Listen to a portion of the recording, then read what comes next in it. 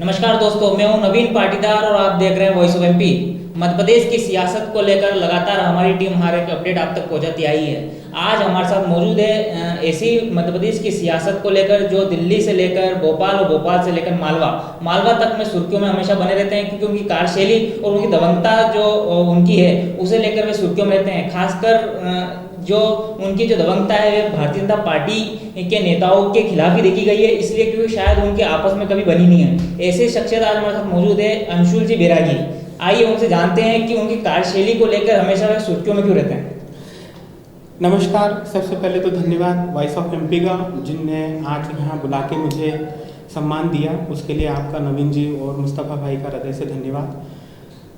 चूँकि मैं राजनीतिक क्षेत्र में हूँ और राजनीतिक क्षेत्र में मैं जिस पार्टी में हूँ उस पार्टी का नाम है भारतीय जनता पार्टी, जिसमें भारत पहले, जनता बाद में और उसके बाद में पार्टी तीसरे नंबर पर आती है। तो जब बात देश की आएगी तो हम देश की बात करेंगे, जब बात जनता की आएगी और जनता के हित और अहित के विषय में यदि मुझे अपने पार्टी के लोगों के साथ भी अगर दो हाथ करना पड़े तो उससे मैं गुरेज नहीं करता हूँ। और उसका परिणाम जनता ने भी दिया है। जब मैं निर्दलीय चुनाव लड़ा जिला पंचायत का तो उस समय जनता ने मुझे जिता के भेजा, यानी जनता सही थी। तो इसलिए कई बार राजनीतिक क्षेत्रों में नेताओं के बीच में आपस में प्रतिस्पर्धा और अपने गुट को बढ़ाने के लिए विवाद हो जाते हैं, लेकिन वो विवाद भारतीय जनता पार्टी के हो ये तय नहीं है। ये विवाद व्यक्तिगत हैं, आपसी विवाद हैं, आपसी कंपटीशन के विवाद हैं और ये विवाद राजनीति में होना सामान्य बात है। अंशुल जी, एक और हमने सुना है कि आपके गुरु और आपके जो समर्थक जो बताते हैं कि आपके गुरु तपन जी हैं, तो आपके और उनके रिश्ते ऐसे क्या हैं कि क्योंकि उनकी सक्रियता इस मालवा क्षेत्र में अधिकतर देखी गई है, तो किस तरह से आपके और उनके रिश्ते हैं? मैं बचपन में जब स्वयंसेवक बना तब वो हमारे तहसील प्रचारक, जिला प्रचारक हुआ करते थे। उस दौर में उन्होंने स्वयंसेवक बनाया, उनको काम करते हुए देखा, उनसे प्रेरणा ली और उनकी प्रेरणा से ही आज हम राजनीतिक क्षेत्र में हैं। चूँकि पहले वो संघ में थे, संघ में उन्होंने लंबे टाइम तक काम किया, उसके बाद उनको भारतीय जनता पार्टी का संगठन मंत्री बनाया। और जब उनकी कार्यशैली हमने देखी कि कार्यकर्ताओं के प्रति उनका व्यवहार, जनता के प्रति उनका समर्पण और भारतीय जनता पार्टी और राजनीतिक दलों के प्रति जो उनके भाव थे, उन भाव से प्रेरित होकर हमारे मन में भी राजनीति के क्षेत्र में आने की प्रेरणा मिली। और उस प्रेरणा के अनुसार यदि तपन जी के बराबर भी हम थोड़ा सा भी कुछ कर पाएँ तो अपने आप को गर्व अनुभूत करेंगे। ऐसा क्या हुआ कि आपने जो आगामी चुनाव में सुहासा विधानसभा सीट पर भी होने, वहाँ से आपने निर्दलीय रूप में आपने आपकी घोषणा की है कि आपको वहाँ से टिकट अगर पार्टी नहीं देती तो आप निर्दलीय चुनाव लड़ेंगे, ऐसा क्यों? नहीं, मेरी जो घोषणा है, मैंने ये कहा था कि भारतीय जनता पार्टी में प्रत्येक कार्यकर्ता को चुनाव में टिकट मांगने का हक है। निश्चित रूप से कांग्रेस से आए हुए जो लोग थे उन्होंने भारतीय जनता पार्टी की मदद करी, मध्य देश में उनके कारण सरकार आई है, उनका हक बनता है। लेकिन भारतीय जनता पार्टी का मूल कार्यकर्ता जो लगातार भारतीय जनता पार्टी का काम कर रहा है, उसका भी टिकट मांगने का हक बनता है और उस हक से भारतीय जनता पार्टी का कोई व्यक्ति मना नहीं कर सकता। क्योंकि आप राजनीतिक क्षेत्र में हो, आपका हक है टिकट मांगना, देना न देना पार्टी संगठन के ऊपर के लोगों को डिसाइड करना है कि किस व्यक्ति को हमें वहाँ पर मोबिलाइज करना है।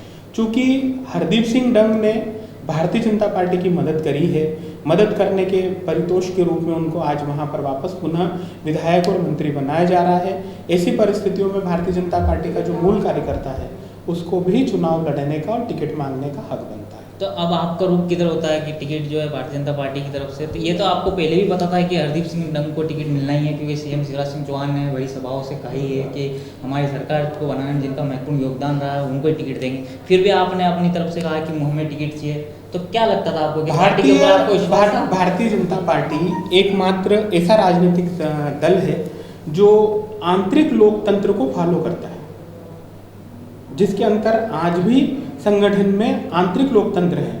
यहाँ पर तानाशाही नहीं है, यहाँ पर राजशाही नहीं है कि सोनिया गांधी, राहुल गांधी, प्रियंका गांधी और गांधी परिवार के बाहर कांग्रेस नहीं जाती। भारतीय जनता पार्टी का एक छोटा सा कार्यकर्ता भी राष्ट्रीय अध्यक्ष बन सकता है, भारतीय जनता पार्टी का कोई भी कार्यकर्ता कुछ भी बन सकता है और स्वयं शिवराज सिंह जी चौहान व्यक्तिगत निर्णय नहीं ले सकते। यहाँ पर निर्णय सामूहिक होते हैं, संसदीय दल में निर्णय होते हैं और सामूहिक निर्णयों के परिणाम से ही सारे परिणाम आते हैं।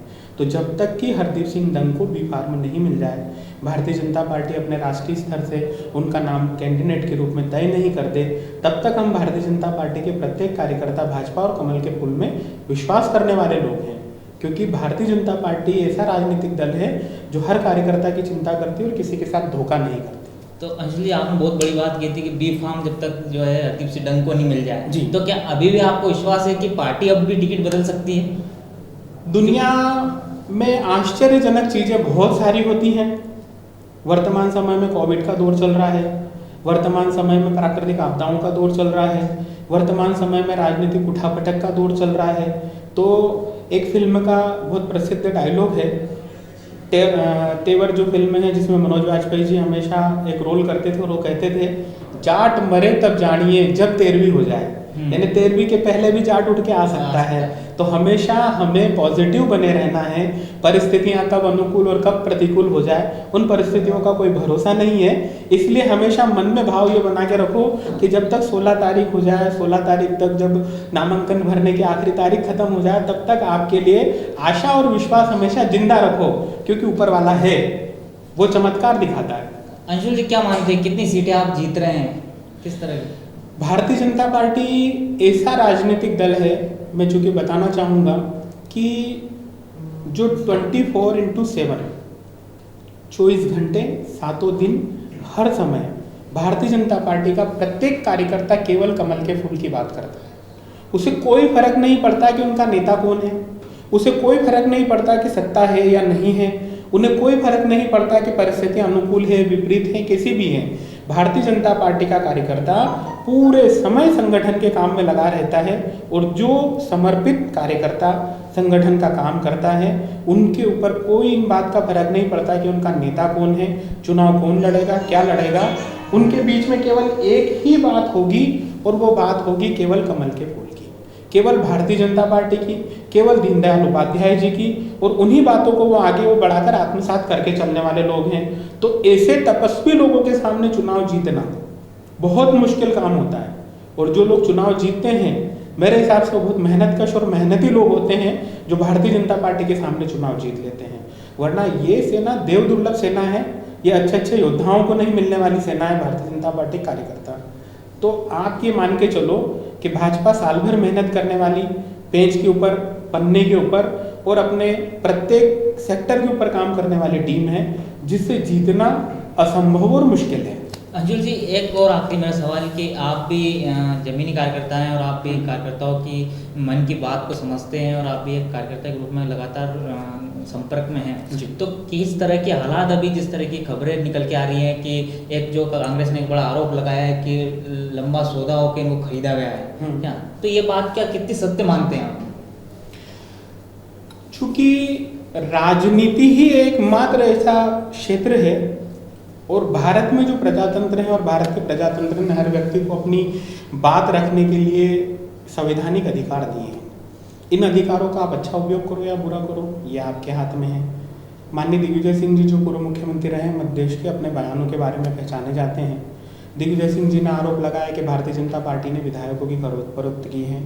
लेकिन मैं उन माननीय मुख्यमंत्री दिग्विजय सिंह जी से एक प्रश्न पूछना चाहूँगा कि अगर खरीद फरोख्त की है तो आप न्यायालय गए, आपने क्या न्यायालय में उसके लिए एक एप्लीकेशन दी या न्यायालय से न्याय चाहा? क्योंकि संविधान की संरक्षक के रूप में न्यायालय काम करता है। तो क्या आपने संविधान के संरक्षक जो न्यायपालिका है वहाँ पर आपने कोई याचिका दायर करी, उनके सामने कोई सबूत पेश किए? और जब तक अगर आपने सबूत नहीं पेश किए हैं तो ये सारे मिथ्या आरोप राजनीति में लगना एक सामान्य बात है। तो ये थे अंशुल वैरागी जी, जिन्होंने बताया है कि किस तरह के हालात मध्य प्रदेश में हैं। और एक बात बड़ी उन्होंने कही कि अब जब तक बी फार्म अगर इन जो भारतीय जनता पार्टी द्वारा घोषित किए गए हैं उनके नहीं आ जाते, जब तक ये अपनी दावेदारी जिंदा रखेंगे। मेरे सहयोगी शादाब के साथ नवीन पाटीदार।